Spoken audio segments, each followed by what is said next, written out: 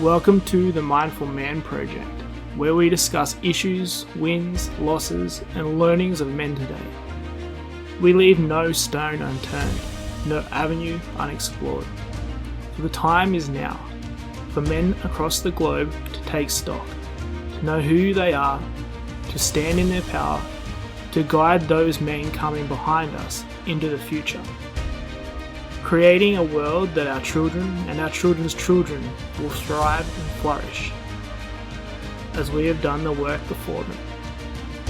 I'm your host, Tyson Venables. Welcome. On today's episode, I have Fernandez from Whytbelt Training Systems. He is a bodyweight strength coach, digital nomad, and creator. He travels and runs Whytbelt Training Systems, an online one-on-one training program designed to help coaches, yoga and Pilates teachers, and health professionals break free from injury and plateaus by rebuilding their movement foundations and learning to control their body with muscle-ups and handstands. He's also the host of the Whytbelt Podcast, conversations with experts at the intersection of movement and mindset to live a fitter and more fulfilled life. And we had an epic discussion today with this podcast. So strap yourself in. Let's go. Welcome everybody. Today I have the epic Fernandez from Whytbelt Training Systems. He's just gotten back from training systems, yeah? That's what we literally just spoke about. Like nailed it. And he's just gotten back from overseas. He's a world-beating trainer who's traveling the world, applying his trade, and watching him from afar while on Instagram, getting all the highlight reels. He did some amazing stuff over there. Welcome back to the country. You've been back for a little while now. Thanks, bro. How are you settling in? And what did you learn while you're overseas? Well, first of all, settling in nicely, man. Like I was away for 2 months, and I feel like that was a great amount of time to really settle into the kind of work and travel lifestyle. Feel like I'm able to properly sink my teeth into some stuff, whether it's culturally or really spend some time with people as well. I like to spend a little bit of time in the places that I go to. But oh man, I think that's what I love about solo traveling as well. So many learnings. But one of the really big ones that jumped out to me, man, was like I was fortunate enough I made it an intention to connect with other people as I travel who have done the things that I want to do, who are further along in their career paths or further along in their movement practice, in their training, and the skills that they can do. And the biggest thing I've noticed from meeting more and more people like that who have done the things I want to do is that they're just fucking no different to me at all. They've just been doing it for longer and they've had more help and they've been just applying themselves consistently. And I truly believe that's true of all people. It's not anything special about me. It's just like, this is just another human who's just doing the same things I want to do, who's just been doing it for longer and applying it and staying consistent and has failed way more times. And it's a super refreshing thing for me to learn, for me to just realize over and over again. There's only so many times I can have that realization before I've just got to get it in my brain and just keep on doing the work, man. And like everything, it's how I've achieved all of the skills that I can do right now. It's how I've achieved whatever, level of success I've achieved already. It's not anything crazy, but it's just that, but just for longer. So that's probably one of the biggest themes that I'm bringing back to my life here and trying to apply that and live that a lot more. Yeah, man. It's like a microcosm of amazing people doing things, especially when you go to certain places and you're surrounded by people doing epic things. And like you spend some time at the time chamber, the Bali time chamber. I imagine that was kind of like Dragon Ball Z kind of situation. It was literally like that kind of time chamber. Like, give us a rundown on how your experience was there. Yeah, it really is. So few things that we see on Instagram are as advertised. It really, and I don't have any paid relationship with them. I paid them to go there, you know, it's not cheap, but it really is as advertised. I spent just over 24 hours there. I was there to interview the founder there, Nico, and amazing guy, incredible movement practitioner, and just great visionary in his business. But the quality and the caliber of men that he's attracted there, every single conversation, you're all there for the same reasons. Everyone there is deeply entrenched in their own some kind of physical practice. You know, it's so normal to see someone, you know, at the same table, you got someone like smashing a steak, meditating. There's someone in the ice pool just behind you. There's someone working away on their laptop, sending voice messages, doing some coaching stuff, working on a business, training in the background, or just like having a chat and having a laugh, playing the guitar. There's just like this, I really felt like what it would be like to kind of live in that tribe or that community, but a really high caliber one with the people that I would love to surround myself with more often. And you know what, actually, I want to almost update what I said when I first started. It's like, in many ways, they are different. You know what I mean? It's not that they're no different. Like, these people are different. You know, their level of whether commitment or knowledge or experience is different, but they got that way from continually applying themselves. So, and I really saw that, and I was able to really kind of osmosis a lot of that for myself as well. And then it was also great to be able to share some of what I know as well. You know, like, there was a guy had a multi-million-dollar digital marketing business, and he was like, "Do you want to chat about your business?" And I was like, "Yeah, 100%." And he gave me some great insights on some potential avenues I could explore. And then 40 minutes later, I was teaching him how to handstand. So it really was that kind of sharing economy, you know what I mean? And everyone there had something beautiful and unique to offer. And I could also bring my little piece of that as well. So it felt really rewarding. That's awesome. Yeah, it's such a good thing to be able to be in an environment like that, because you begin to, like you said, by osmosis, you just get better. And I think that's where a lot of people, by osmosis, remain mediocre and continue living that kind of more mediocre life, is because they are around those people that are just kind of keeping them at that kind of dull baseline. And that's one thing that I've really noticed of late or recently, but that I've been more conscious of in the last few years, of like the people I have around me, the people that who are lifting me up, who are either ahead of me, who have that kind of knowledge like that dude that in the business world, or just having like people who are doing different things that are inspiring. And I guess, like, do you, coming from that, like, coming from the Bali time chamber and your travels, is that something kind of like you've been conscious of prior to going over there, or are you finding that coming back and just really kind of having a look at like the people that you do have around you now? Yeah, it's really interesting. This is a big learning as well from my trip. I almost wasn't going to go to Bali Time Chamber. And I really wanted to go and see the Komodo dragons. And I was like, you know what? I left on this trip because, like, I basically spent the last 2.5 years just head down building my business. I moved my life. I grew up in Melbourne. I briefly lived in Sri Lanka for about a year, and then I was back in Melbourne. It was COVID, lockdowns, and then I basically knew I wanted to get more into the movement side of things, and, you know, get into more skill-based training and stuff like that. And there was this gym, the Movement Collective up in Newcastle, that I followed on Instagram, and I was like, I think I want to go and work there. I felt like I wasn't really growing where I was back in Melbourne. And so I up and moved my whole life to Newcastle. I knew 0 people there, and I just tried to get a job there. And I've basically spent the last 2.5 years just doing nothing else but work and training, and trying to do everything like in my little ivory tower, just, you know, locked away by myself.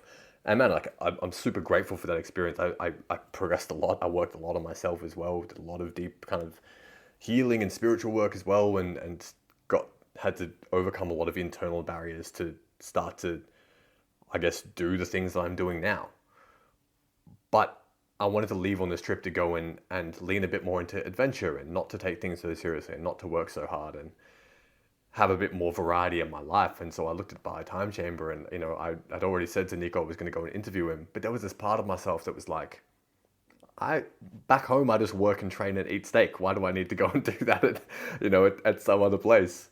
And I I'm so glad that I end up trusting my intuition and going, because the hilarious thing that I did not take into account was the strength of that community and that network. I immediately was surrounded by so many like-minded people, like I said, who are all wanting to do the same things, all speaking the same language, and all building each other up. And I was like, sure, I'm doing all these things back home, but why aren't I actively doing them surrounded by a group of other people that are all doing the same thing as well? You know what I mean? I have a very like lone wolf part of myself that feels a bit safer, kind of like going it alone and failing in silence, and then kind of bringing a more complete thing to the world and be like, oh, look, this was amazing all along. But I'm trying to learn to overcome that, and I'm trying to learn to integrate that part of myself. And I really value that trip to the time chamber. Really made me like, oh, okay, now I want to collaborate so much more as well. It's part of the reason I'm fucking stoked to be here talking to you as well. It's like just doing more of what I'm doing, but around other people who also share that vision. And I'm also very blessed. Like, my friends here in Newcastle are also great, and I also have a really strong lifelong friendships back in Melbourne of like people who are also kind of really, yeah, I've got really ambitious friends there as well. So just making more of an effort to be in more part of their lives as well. That's another big thing I've really taken back. That's cool. Yeah.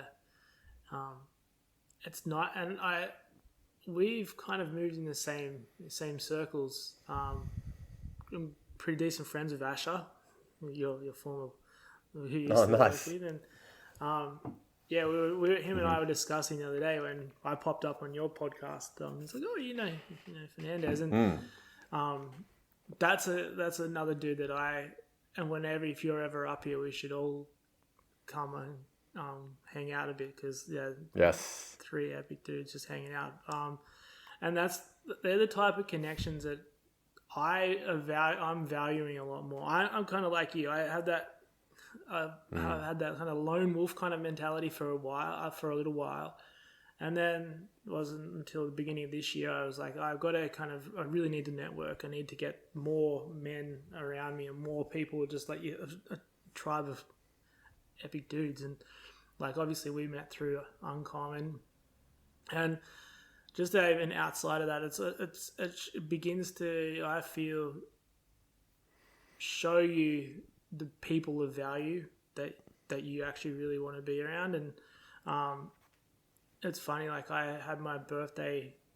in July, and my invitation to people was like, I don't like a lot of people, so the people who are on this group chat are the people who are getting invited and think yourselves very special. And that's just kind of where I'm at. It's like the people that I actually have around me are the people that I actually want around me. And that's evolved, I think as I was younger, I wanted to be around everybody. And then I don't know whether, like, as you've kind of, maybe if you've gotten older, that's kind of, the older you're really selective. And I think it kind of pops up with a few people as they begin to get a little bit older and they go to realize who they actually really want to be around.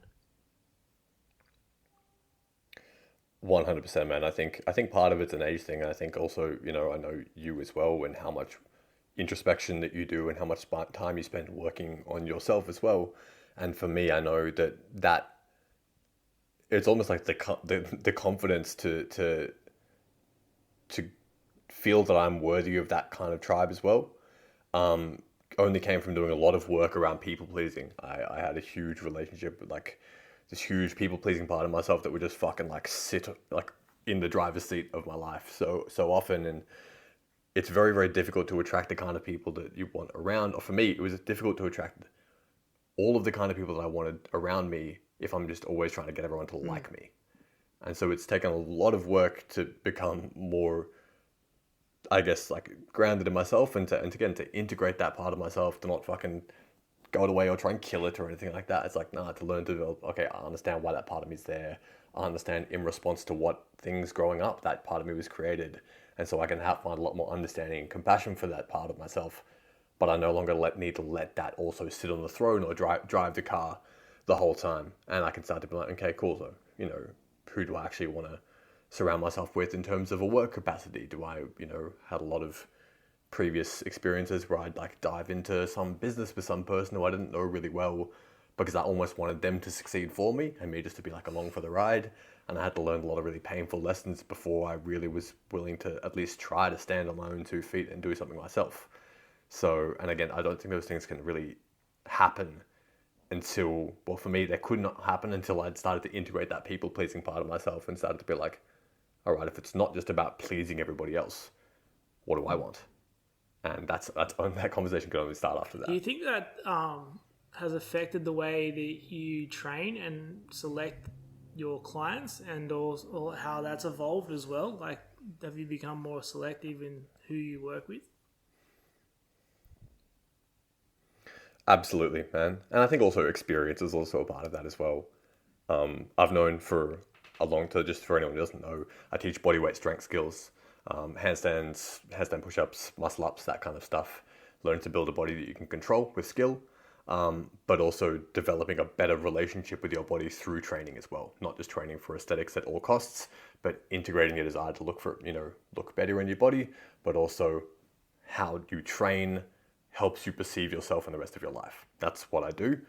And if you'd asked me 3 years ago, I would have been like, I kind of like movement. I knew that when I went through personal trainer education, we've talked about this before, it was dog shit. It was so bad. And after that experience, I knew that I wanted to have a positive change in the way that trainers are educated, because trainers are like on the front line against this, in the war against all this lifestyle related disease that the human race is facing. And that was my little piece of that's how I'd like to have a better impact. And I actually knew this at the time as well. It's like I hadn't gotten the experience or done any of the stuff to be ready to train other trainers. I'd barely trained any clients myself, you know what I mean? So while it was a noble intention, I knew that I needed to do a lot more work before I was going to be ready to do that. And I didn't want to kind of come out and try and make my name as the trainer who trains trainers to train trainers. I'm like, there's enough of that going on. I just want to continue to build something that's, both successful and sustainable for myself. And then I think as a natural byproduct of that, if other trainers want to come and learn what I know, that's going to happen naturally. And actually a great thing is that more recently that's been happening a lot more. I've been working with other Pilates and yoga instructors and other coaches from around the world, and some from Uncom as well. And like osteos, physios, that kind of stuff, who all want to come and learn to build that strong foundation and build skills on top of that. That's happened as a result of, yes, definitely the work I've done on myself in terms of the people-pleasing stuff, but also sometimes experience and competence is just kind of like a road that, I felt I needed to walk a lot more before that was ever going to happen. Yeah, I concur with that. It's like we've spoken about before, like when I first began PTing 20 years ago, it was like 3 sets of 10 of like bias tries and getting jacked, and that's it. And then you do that for every woman and man and dog that would walk into your gym, and without any kind of subtle nuance, And then as you get a little bit more time under your belt, you realize that and then your own personal values comes into play as well. Like I know now with my coaching and mentoring, it's like I know the people I want to work with. I want people who actually really want to succeed and want to be good at what they're doing, because that's going to be the best fruit for them.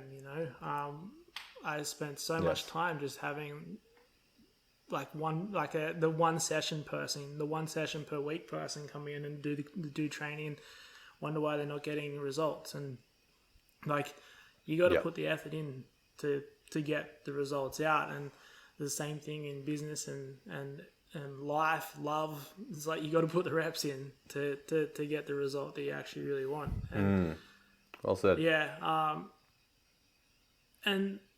So I just where was I going with that?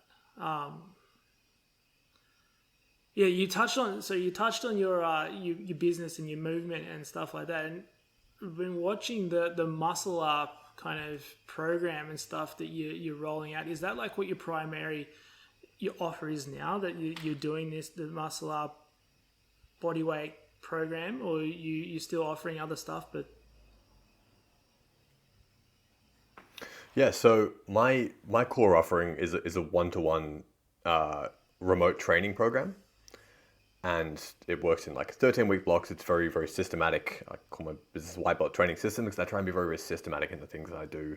And it's, again, helping people develop those bodyweight strength skills. But I also know that not everybody is either in the position financially or in a position in their life to engage in that kind of thing. And I also wanted to have more windows into people, one, working with me, but also into understanding what's this other way that you might train. What if it wasn't just doing, again, fucking gym and bodybuilding machines is, you love it, then fucking keep doing it. And if it's making you feel the way you want to feel in your body and also in relationship to your body, more power to you and keep doing it. The problem I've kind of both experienced for myself personally and also I see a lot is that way of training is not serving people and they feel that it's not serving them. It's like, I hear all the time, like, I'm just fucking bored doing the same thing. Even coaches as well. That's why so often coaches are so caught up in delivering their services for clients and working on their business and trying to manage all the back end and stuff like that, just doing this, they're, just by themselves and trying to make rents, that often their training takes a back seat. And when it does, it's kind of lacking a little bit of that first spark and fire and inspiration that it was when maybe they were a little bit younger or maybe when they were training with less clients or something like that. So I also want to allow more people to experience what I believe is the beauty of skill training. And the reason I love skill training so much is because you're not just training for an outcome in your body. The process of going about realizing a new skill, especially a bodyweight skill that's quite challenging or quite scary, and when you first start it, you're like, this is fucking impossible. If you're on the rings, you're like shaking all over the fucking place and you can't control yourself. Or if it's handstands, you can be going upside down. You can be like, man, my body just does not want to do this. It feels disorienting. It feels scary. All of the signs from your body and from your mind are like, man, I can't do this. Or it's going to be ages. And then if you find a process that meets you where you're at and helps you identify what process is right for you, not for somebody else, but for you, this is why I'm really big on individualization in training. Because when you find that blueprint for yourself and you allow that blueprint to grow with you as you grow, all of a sudden you start to see yourself overcoming these obstacles that previously your whole body and mind was saying, like, you can't do this. And then all of a sudden you're doing something completely new with your body. And that for me and for many people I work with feels more meaningful than just a little extra 1.25 kilo plate on one side doing the same movement. Again, if you love it, keep doing it. But in my experience, the way of training for difficult strength skills allows you to constantly go into, it's like the repetition and repetition and repetition that you are more capable than you probably think you are. And it's the lived embodiment, it's the evidence, it's the experience of that over and over again that starts to get you to be like, what else could I do? And that's why I love muscle ups are just random skill, you know what I mean? But that's why I love it. Because of the person that allows you to see that you are. And I believe that training is so much more than what we do with our body, so much more than getting big muscles, so much more than getting stronger, it's more flexible. It's this precious time that we have to train to be the person that we've on some level always believed that we can be. And so whatever we're doing in the gym should be serving that purpose, not taking us further away from it, not making us more insecure, not making us more doubtful or comparing ourselves to others or more judgmental of ourselves. If that's what we're doing, we need to change the input. We need to change the training. Because then if we can have a better system, then we're able to, again, have that flow-on effect in the rest of our life. So long, wordy answer for that's why I've also built the muscle up system as well. Because it's no one-to-one time with me, but it is an individualized training process. There's an assessment process you can go through to understand exactly what you're missing from the movement and then what you should focus on to overcome it. Yeah, man, I think you hit the nail on the head is the individualization. We're all unique bodies in different ways, and when we have a generic kind of program that we adhere to, the body just doesn't get it. It'll go to a level of adaptation that it'll be taken to. But like you said, is that like life, we all go through life with different stresses, and the same is the same with exercise, same with fitness and whatever you're doing. It's like the different stressors that you're putting on your body that are unique to what you need is amazing and vital. And having someone like yourself who can kind of tweak it to have each different person doing their thing is amazing. And so you're primarily training out of Newcastle area?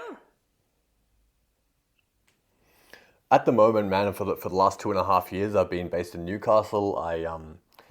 Rod Cooper, the owner of the Movement Collective, was generous enough to kind of open his doors to me when I was still a very kind of much more inexperienced trainer with stars in my eyes, and I've learned so much there, man. It's what I love about the Movement Collective is it's kind of as advertised. It's like all about having fun and community and getting strong and mobile, but like in an environment that's healthier for you.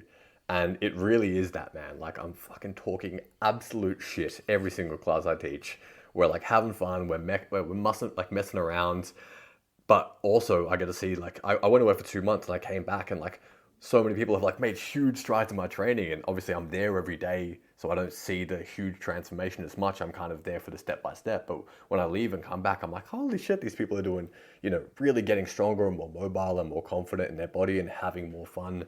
So yeah, it's been an incredible experience to train there. But actually, after coming back from overseas, I've made the decision to actually leave Newcastle at the end of the year, and I'm going to be going back overseas. So I'm going to be back on the road and teaching some workshops in different places, and kind of leaning into the digital nomad and coaching, remote coaching life, which has been a dream of mine since I can almost as long as I can remember. And I got to experience that it was possible on this recent trip, and so I'm feeling called to kind of go head first into what that does a life. remote session look like for you? Like, I know different coaches have got different methods on how to do it. I know, like, when I was doing it, it was like I'd do the programming and stuff for them, and then we'd have either a live call once a week or actually do live session where I'd be sitting like this kind of situation, just watching them through the screen. So how would a live session or a digital nomad Fernandez do his business? Yeah. So the cool thing is that nothing changes for me going overseas, because even the way that I handle my clients in Newcastle, it's all done via remote programming. Even if I meet them in person and we met in the gym or they did one of my classes, they still go into the same training system that I've built. One, to be perfectly honest, to allow myself the freedom of lifestyle that I want, but two, because it's also a very different experience, and it's a very empowering experience for the person going through it, because you are forced to learn about how your body moves in space by learning yourself. So basically, and I'll explain what that means. When you're with a trainer, often they're able to physically cue you through something, and that's great. But often the lag time between you really understanding what's going on in your body and you taking charge of your own learning happens in a different way.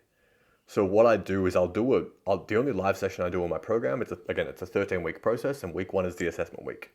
There's a huge form, and there's from everything about your training to history, to your injury history, your lifestyle, your stresses, your nutrition, and your recovery.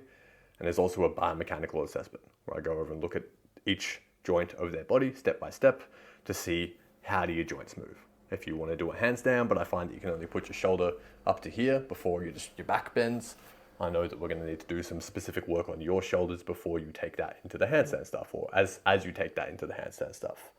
So there's the assessment week, and then you start with testing week. Week 1 is testing week. You go in, I write your program based on all of the stuff that I've gathered about how your body should respond to training. And I do my best little mad scientist thing to go and take a week and write your program. And then you start by testing, finding all of the stuff. What's the right level for you to work at? I get some things wrong, and then we change it. I'm like, actually, I think this would be better. And then also we're like, okay, you need to learn where you should be working at in order to find the right level of intensity and recovery for yourself. And then it's just a game of you sending me videos, me drawing diagrams all over your body, and fucking, like you've been like, oh, okay, I thought my legs were here, but they're actually over here. And you close the gap between what you think your body is doing and what it's actually doing. And that's why it's so much more of a kind of empowering learning experience, because you're constantly reviewing the way that your body moves by sending me footage and then listening to my feedback and then looking back at the footage of you moving. And that's how you can my whole thing is I never want anyone to rely on me. As much as you still learn, continue working with me. Of course, I don't want you to go away, But I also want to, after someone finishes working with me, I want them to be able to train themselves so much better for the rest of their lives than had they not worked with me. And that's why I really believe in empowering people through this feedback cycle of like, I'm going to give it my best shot. I'm going to watch the demonstration video where I talk your ear off and tell you how to do the thing. And I'm going to try and do it. And I'm going to come back and then realize that I can do this X, Y, and Z differently. And I'm going to do it again. And I realize I got X right, but Y and Z still could be more improved. And that feedback cycle helps you take a more empowered version of yourself and your body through to the rest of your life. Then if you're just constantly relying on a trainer I go once a week, I tick the box and I go back to work and I go back to the lifestyle that is maybe not serving me as much. But there's no Zoom workouts because I fucking hate Zoom workouts. They're tough. They're fucking tough. No disrespect to anyone who likes it. It's just not my I jam. did them throughout COVID with people, and it was bloody tough. Me too. There's a time and a place, but yeah, like yes. in your like, just like we've both touched on it now. Like in your personal opinion, like what is your optimum amount of input per week for a client? Like I think it's got to be more than 3 times per week they're doing something. I'd be interested in what you're doing. I'd say almost daily, but like if they were doing contact hours with me, it's more than 3. Yeah. So I have a minimum 3-day program, like minimum. Like if you're going to work with me, it's not really worth your time or money to like pay me for a program block and then train, once a week. Like you're not going to get the size of benefit, especially when it comes to skill work.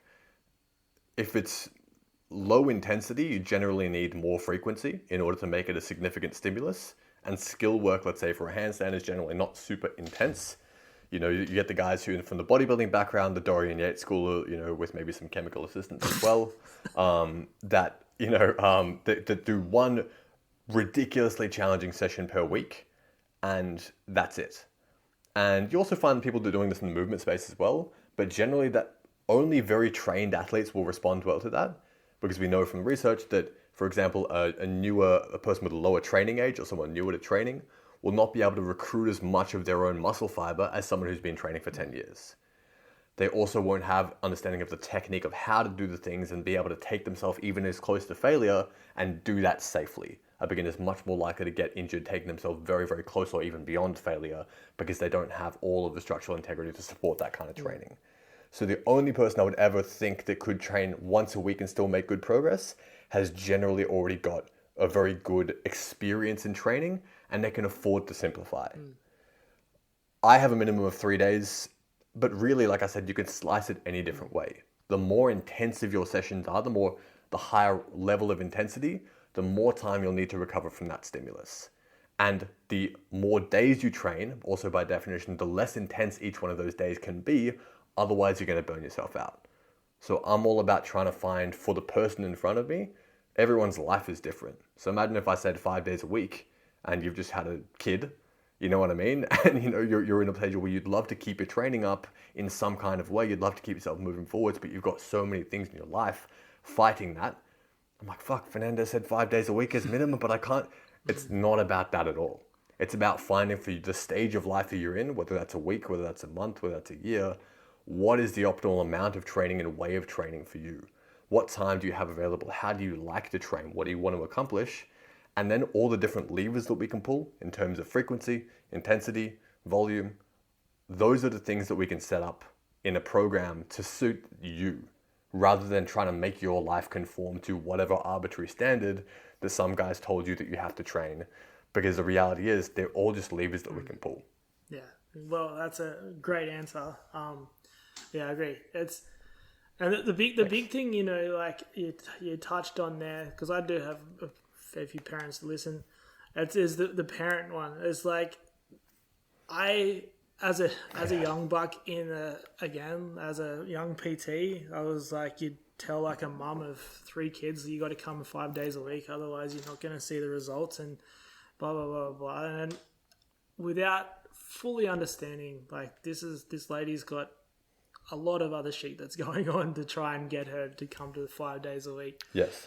So it's being able to actually be conscious of that and actually go, okay, like this lady, this mum, this dad might have a couple of 20-minute slots or whatever it is throughout their day to try and get that in, or 30 minutes. Like, okay, so how can I as a trainer or how can I as a coach get that program to work for them? And it definitely, when you do that, you're unlocking potential for these people to actually really find amazing results when you can program really smartly like that. And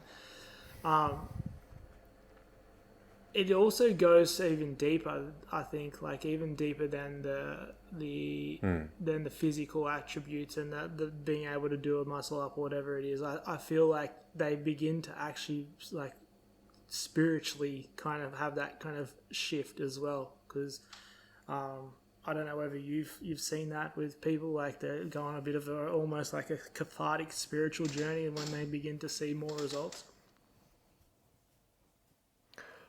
Absolutely, man. This is why I always come back to training is about the person that it helps you become, not just any kind of outcome, and also not any kind of time limited. It's so big for the 30-day shred or the 8-week transformation. The question I always encourage people to ask is like, after 30 days or after 8 weeks, do you still want to be in shape? And if the answer is yes, for any period of time, and not even just in shape, like feel good in your body, like feel strong and capable, like, show yourself that you're capable, all these different kinds of things. If the answer is yes, for any period of time before the day you die, whatever you do needs to be sustainable. It doesn't have to be the same. What you do now doesn't have to be the same thing you do when you're 80. But you need to continually mold what you do in terms of activity, physical activity, and everything else to suit all of the chaos of your life. Not some preconceived, intellectualized ideal of like, it's great to learn from athletes, it's great to learn from bodybuilding and whatever, but those people get paid to train. And they can do much more different things with their time and with their work capacity that, like, say, a young parent can do. Now, I don't actually train any parents, so I'm no expert in this field, but I know that what you do has to fit your lifestyle. Otherwise, you're not going to do it, and then you'll do nothing. And the only worse thing than doing 10 minutes of push-ups is doing nothing. So if you have absolutely no time, or if you have a lot of competing interests for your time, either you've got to look at your priorities and be like, what am I doing that's leading me to not having time to work out? Now, if that thing is having a newborn child, I'd say if you look at workout and the health of your newborn child's probably going to win. But if it's like, yeah, I hope. But if it's like, okay, well, I'm also watching Netflix for 7 hours a week, cool. Could I compromise on that somehow to stand in line with the values that I say I have about keeping my body healthy for a long time? That's where I'd encourage you to either look at your priorities or get real about what it actually takes to continue to make progress. I'll give you an example. When I was just traveling, I didn't have as much time as I normally had to train. I was like doing a lot more shit, and I chose to prioritize adventure, more people, going to some parties, having a good time, doing work. But I also knew that I wanted to keep training and progressing this field of my body, because it'd be pretty ironic if I was a trainer going and partying and making no gains, you know what I mean? So I was like, okay, cool. I still have to make sure that whatever I do, I'm still progressing in terms of my physical practice. So I just made a really minimum effective dosage kind of, plan. And I told myself that even if it's not perfect, I'm still going to do something. And the commitment to that mindset meant that if I had 10 minutes before I had to go leave for a flight, I was going to do a 10-minute, every minute on the minute workout of some kind. One time I even did 1 set of push-ups. And that's probably going to do fuck all for me. But it's the commitment to that mindset that meant that I was able to find much more frequently, find those pockets of time. And the aggregate of that was actually hugely increase the amount of strength I can do. Like I was working on my dips, almost double the amount of dips I could do in 6 weeks. I was working on my bent arm hand balancing, handstand push-up kind of stuff. I unlocked a new movement there. So I was able to progress my training in a really meaningful way to me by doing much less than optimal sleep, less than optimal nutrition, less than optimal training. But it was a commitment to just doing whatever I could with the time that I had understanding that it's my responsibility to do so, that helped me make that progress. And so I always try and encourage people, rather than looking for what's optimal, to look for what they can do and then start there. And look, we have way more effect than they think. Yeah, man, absolutely. And I agree with you there. Like, and it filters into like what I teach a lot of people with meditation and stuff as well. You know, I have a number of calls each week with people who are just wanting tips on how to meditate and what to do and how to find meditation, or they don't have time. But it's like you said there, it's finding those 5-10 minute gaps. You don't have to sit in lotus pose for an hour. If you've got 5 or 10 minutes, there's enough time to kind of begin to de-excite the body. And I think, and then like you said, it's like you don't end up falling off the wagon, so to speak, because you've found 10 minutes of your day. And especially as parents, sometimes it is hard to find the time to sit down for 20 minutes and do a meditation. But if you can do 10 minutes or 5 minutes, you and your kids are going to be a lot happier within that household, because the nervous system is now regulated. And it's the same with, like, we've even experienced here at home with River. He loves working out with us now, and he actually asks to go and do workouts. He wants to go do his ring work. He wants to go do his dips and his pull-ups. Yes. you frog that. You're like, you meet him, he gets sick. Up and does his pull-ups and his dips. That's unreal. And like, just having that as he's seen that daily. He's seen that kind of practice of one of us going to do he's like, let's go do an EMOM now. He knows, let's go do an EMOM. So we go do an EMOM, like an every minute on the minute workout together. So he's got that concept, and that's that positive outlook and the positive role models that they're being shown as a parent, that then filters through to their life. And it's because there's that flip side of it. If you're disappearing to the gym for 2 or 3 hours to go and train for a 3-hour session just because, and you're not actually an athlete, you don't actually have, you're just going to the gym to disappear, there's that kind of thing. You then begin to show the children, the people within the household, that the gym is more important than everything else that is occurring. And spiritually and mentally and physically, we begin to kind of escape. We're escaping one to go to one. And I've been there. I've used the gym as an escapism before, like going and, oh man, I had a bigger session today. I was in there for 4 hours. Like I smashed four pre-workouts. I smashed 4 proteins while I was in there. I was just kept on hitting the anabolic window, and I was like, I couldn't walk by the time I got out of there. That kind of situation. And now, the way you structure it is really, really important. It's like, I can get in and out in 30, 40 minutes and be flogged in 30 or 40 minutes, or have really worked on some really good skills in 30 or 40 minutes. Yes. Yeah. 100%. There is one thing I kind of want to touch on here, because it's something I've seen more and more as I've gotten more experience as a coach.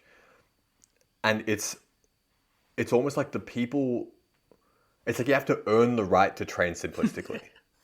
So often also what I have a lot of people coming to me for as well is like to get out of pain as well. Because I work with a lot of coaches, and they want to be the kind of embodiment of their values and the training that they do and that they have their clients do. But often pain is the thing that's holding them back. They want to go do their bench press or something like that, but they're getting that elbow pain. I don't do a lot of bench press with my clients, but pushing and they get elbow pain or something like that. Or if they want to try this EMOM style workout, this very high rep style of workout, but they're like, but these dips are just blowing my shoulder up, and I'm just trying to ignore it and push through it, but it keeps getting worse. This can hold you back from feeling the way you want to feel and training the way you want to train, especially when you're trying to get a lot of work done in a small amount of time. Often we compromise a little bit more on the warm-ups when we do this kind of stuff, and any high repetition, high speed work is going to load your tendons, and high volume work is going to stress your tendons a lot more as well. So what I generally find in the system that I teach people in my one-to-one system as well is, like, when we start, we start with a much wider base and we're trying to build a base. If you want to build a tower really, really tall in terms of your performance, we need to have a very wide and a very deep foundation. So when people first start in their program, it's often a lot of different exercise. It's a lot of different isolation exercises. You know, if you do a dip, for example, the way that each individual joint involved in that compound movement moves, from the torsion in the wrist to the elbow to the way your shoulder moves, the way your scapula moves, each one of those individual links in the chain needs to do its job if you're going to be able to do lots and lots of reps and do that efficiently. And if one of those links is not really functioning very well, that's going to be compounded with every single rep that you do. So often people, when they start, in fact, almost always when they start, their first block will be pretty varied, will be a lot of different exercises, will be really focusing on those individual weak links. And then the more that they train, the higher that they build that foundation, the more simplistically that they can afford to train, because each one of those links in the chain is functioning really, really well. It's the same with me. I couldn't have done hundreds of dips even 2 years ago because of my chronic elbow pain, that my body wouldn't have tolerated that. I needed to go and continue to work on my own foundations before I could train really simplistically. So I also really do encourage people, if they're finding they're trying to just like do a minimum effective dosage workout, they're in a little bit of time, but that pain is holding them back, it's like take a step backwards and either work it on yourself or find someone who can help you identify the root cause of that issue and address that biomechanically, build that strong foundation, make sure each link in the chain is working really well. And then when you go back and integrate that into the heavy compound movement or the more efficient or the king of all exercises or whatever you want to do, your body's going to function better as a whole unit and you're going to be able to do those minimum effective dosage workouts. Yeah, that's great. And that's a great point, you know. Like I found there's also a point, as a subtle nuance when you do your programming like that also is because there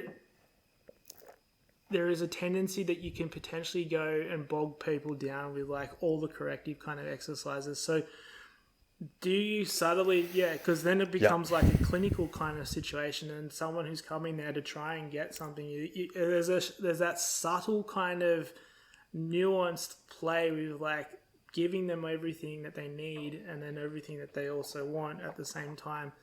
And then like where I'm kind of driving with this is like, then you have on the flip reverse, you might have a healthcare practitioner that tells them not to move at all. And you've spoken out about this. I want to drive into this one a little bit. You've spoken about this a little bit. Get me on my soapbox. About how there is the healthcare practitioners that will tell people not to exercise or not to move or not refer to these professionals who are actually skilled in helping people move correctly.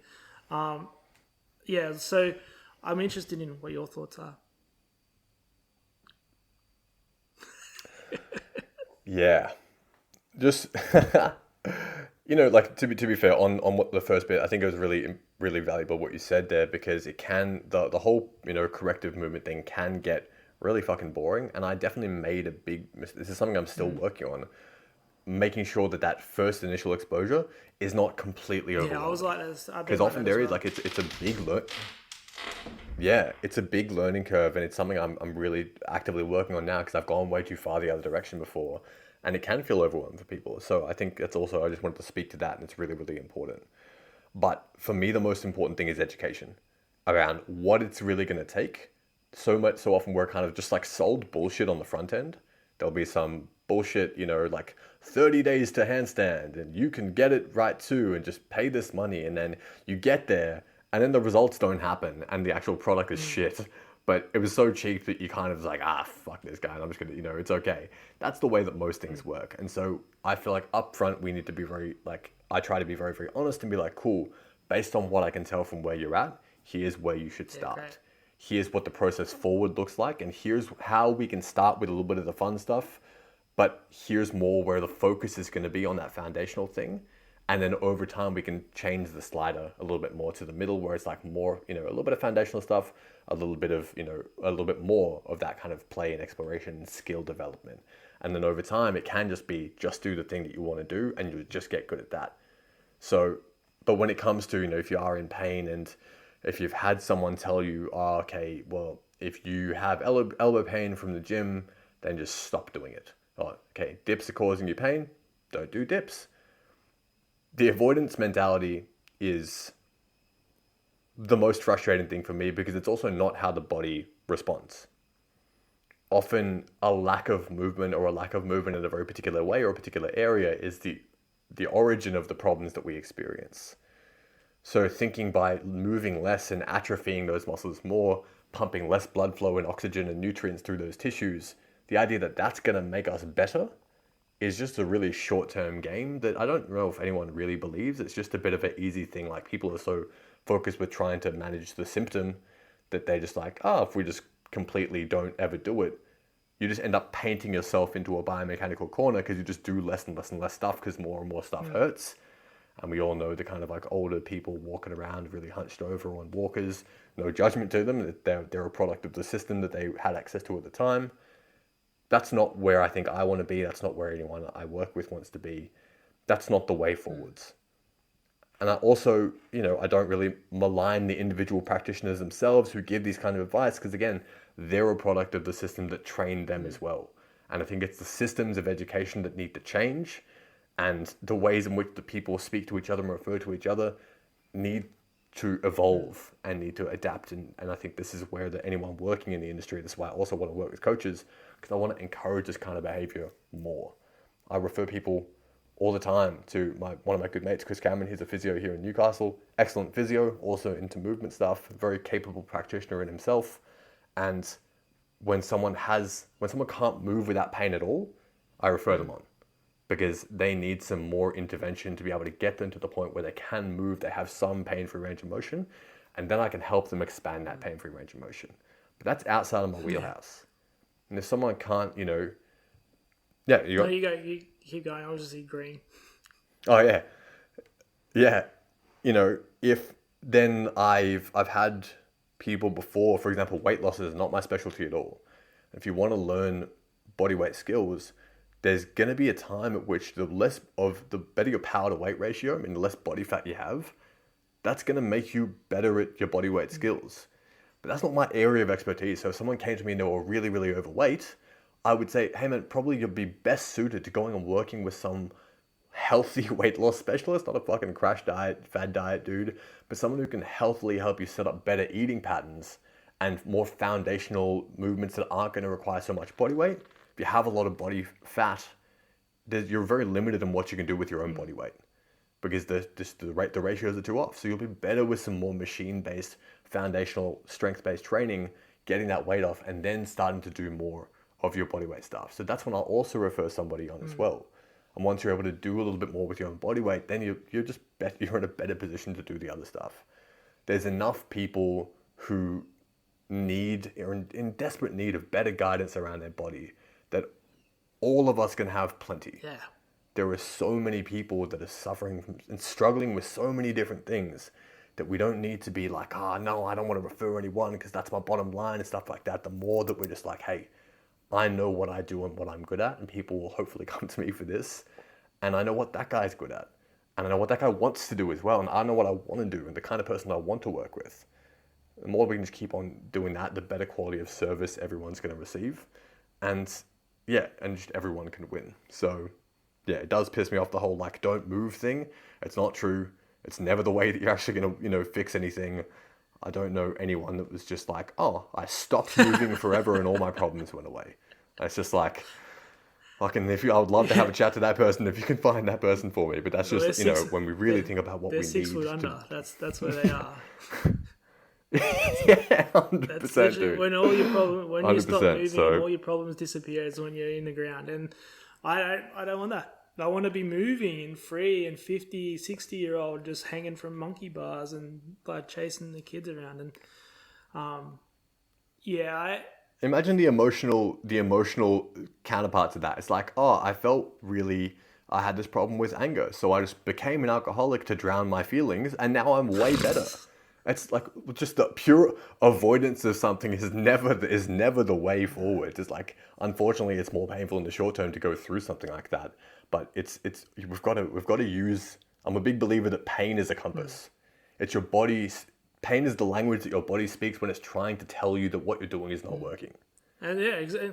And we have to learn to speak the language of the body.